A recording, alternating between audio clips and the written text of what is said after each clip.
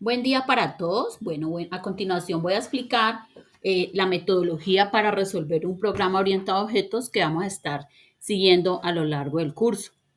Es muy importante que no solo programemos y cuando tengamos que resolver un programa o un problema, de una vez pasemos a la etapa de codificación. Es muy importante primero hacer un análisis detallado de qué se quiere implementar, ¿sí? Es decir, aplicar ciertos pasos antes de codificar. Miremos cuáles son esos pasos.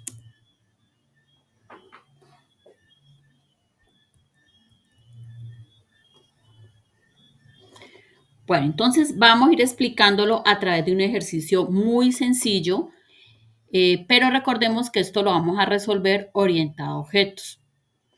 Bueno, entonces el enunciado del problema nos dicen que se quiere hacer un programa que permita calcular el área y el perímetro de un tablero de un salón de clases. Recordemos que el tablero es una figura geométrica de forma rectangular, como la que se presenta acá, con unas dimensiones que van a ser el ancho y el largo del tablero. Entonces nos piden hacer un programa orientado a objetos que permita calcular el área y el perímetro del tablero. Entonces, ¿qué debemos hacer para eso? Como vamos a seguir la metodología orientada a objetos, entonces lo primero es listar los requerimientos. ¿Sí? Este es un problema muy básico, pero podría ser que el enunciado fuese más complejo. Entonces, lo primero es sacar los requerimientos. Los requerimientos es lo que el programador se va a comprometer a implementar, o sea, que tiene que resolverle al cliente. ¿Sí?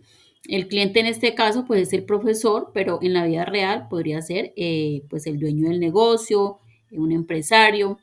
Bueno, entonces es muy importante que esto quede por escrito. El segundo paso que vamos a hacer es hacer un diagrama de clases. Como el problema lo vamos a resolver orientado a objetos, el diagrama de clases me va a servir para identificar qué atributos van a haber dentro de mi programa y cuáles son los métodos a implementar. El tercer paso consiste en modelar la solución, es decir, vamos a hacer unos diagramas que nos van a ayudar a analizar los métodos que vamos a implementar, ¿sí? Que son los diagramas entrada, proceso, salida. También parte de la modelo de la solución es hacer algoritmos. Los algoritmos, recordemos que se pueden hacer en pseudocódigo, que son palabras similares al español, donde decimos cada método, pues cuál va a ser la lógica, ¿sí? Los pasos que se van a seguir para implementar ese método. También podemos hacer un diagrama de flujo, digamos, alterno al algoritmo en pseudocódigo. Es decir, si hacemos el algoritmo, pues no es necesario hacer el diagrama de flujo, o si hacemos el diagrama de flujo, no hacemos el algoritmo. Dentro del curso, pues vamos a hacer los diagramas de flujo. ¿Sí? El diagrama de flujo, recordemos que es un gráfico donde vamos mostrando los pasos también para resolver el problema. O sea, nos sirve para lo mismo que el algoritmo, es decir, hacer un acercamiento a la solución al problema. Bueno, también le vamos a hacer diagrama de flujo al programa, al método principal. Recordemos que el método principal va a ser el método main, que es desde el cual vamos a estar llamando a los otros métodos que se implementen. Bueno, el paso 4 ya es la codificación de esos algoritmos o esos diagramas de flujo dentro del lenguaje de programación que dentro del curso va a ser Java. Por último, vamos a estar haciendo las pruebas de escritorio a los métodos implementados, que es verificar si esa lógica, esos métodos que se van a implementar, pues están bien. ¿Listo? Y es contrastar eso con lo que al ejecutar el programa, pues se espera que me devuelva. Bueno, entonces pasemos al paso 1, que sería el listado de requerimientos.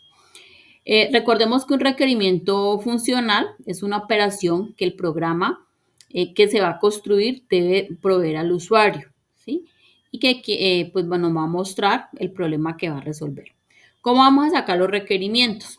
De los requerimientos los vamos a listar dentro de esta tablita donde vamos a escribir en forma de verbo en infinitivo el nombre del requerimiento. Entonces, un requerimiento que nosotros necesitamos pues va a ser, por ejemplo, calcular el área, el otro va a ser calcular el perímetro, bien que el nombre del requerimiento pues va con el verbo en infinitivo, es decir, calcular, es decir, un verbo terminado en ar, er, ir o ¿sí?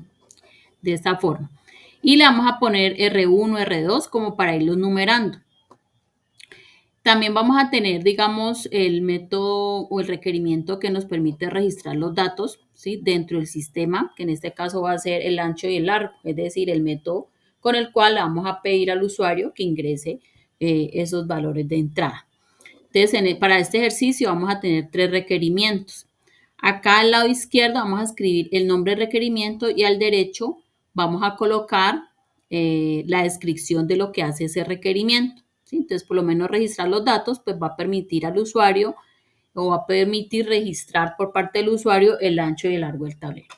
Calcular área va a ser el método que permita calcular el área del tablero. Recordemos que esta descripción la hacemos de una forma simple en nuestras palabras y esto nos va a permitir ampliar un poquito más pues lo que estamos diciendo acá que se va a hacer.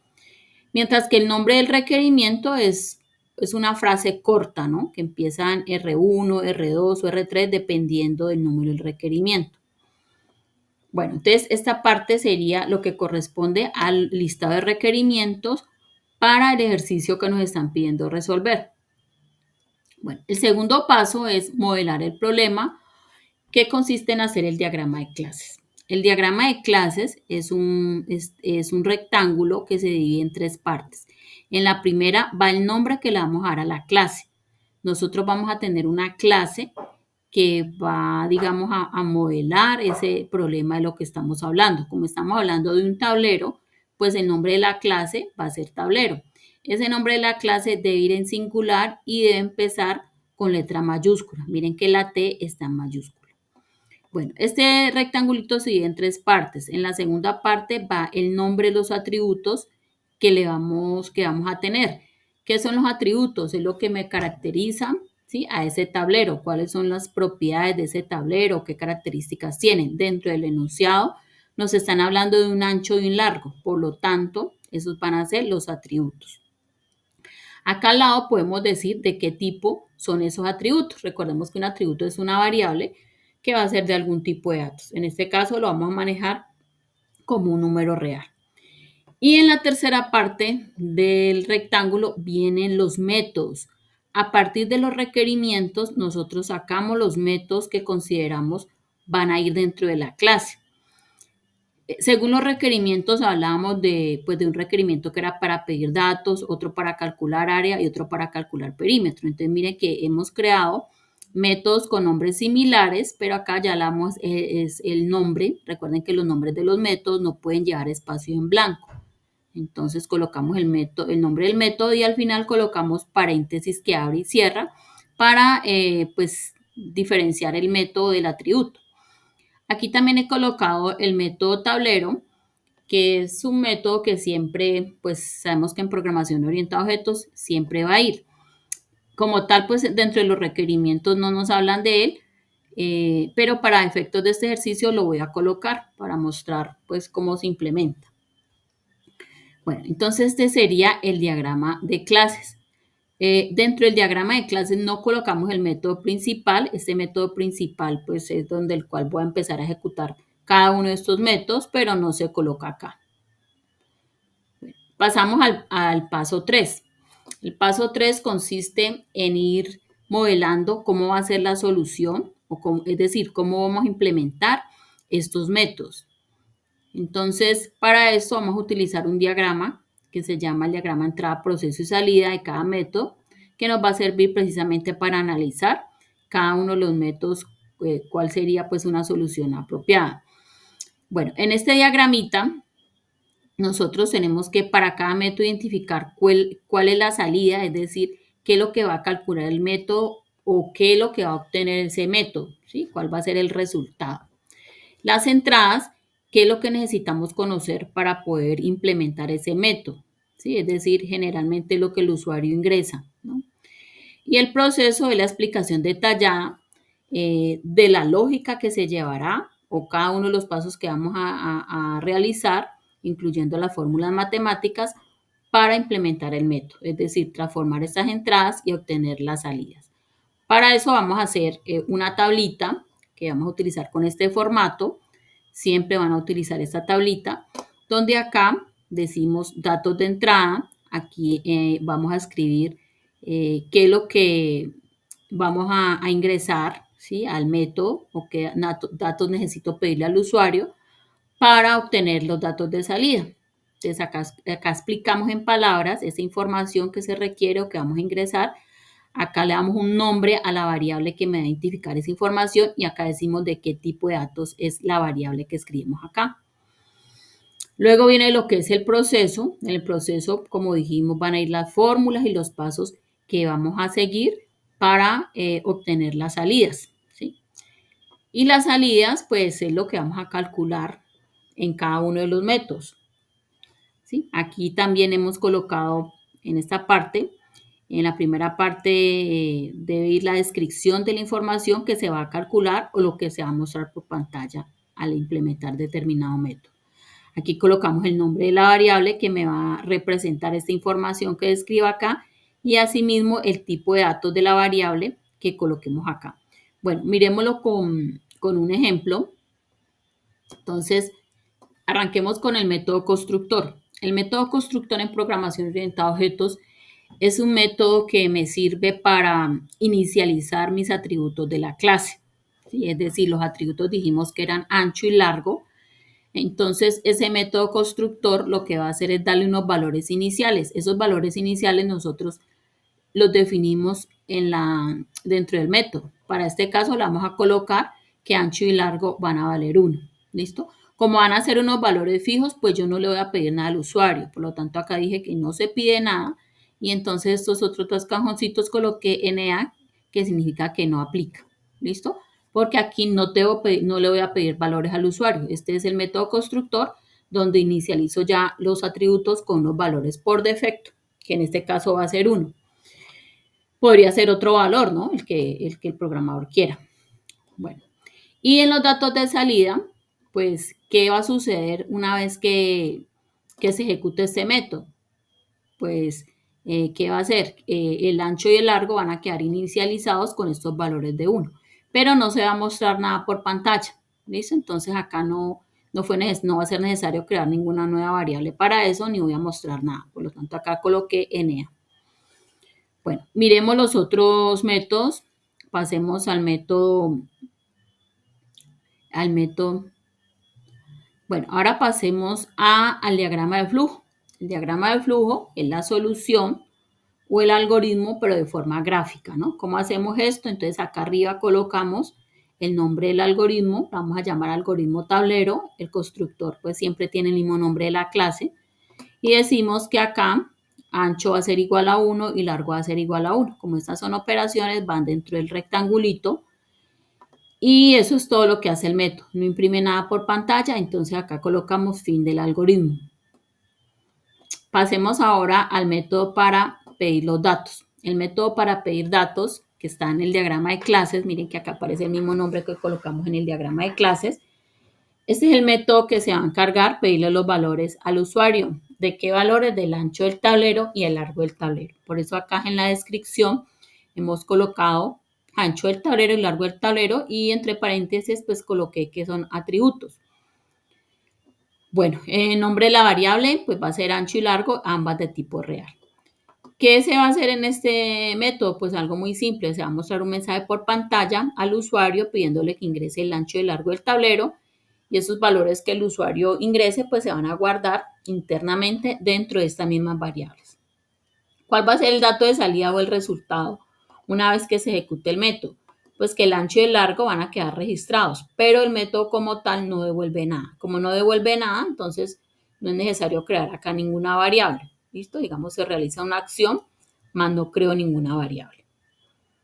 Bien, y el diagrama de flujo para el método pedir datos, pues sería este dibujito. Acá arriba tenemos el nombre digamos, del diagrama o del algoritmo, que es pedir datos.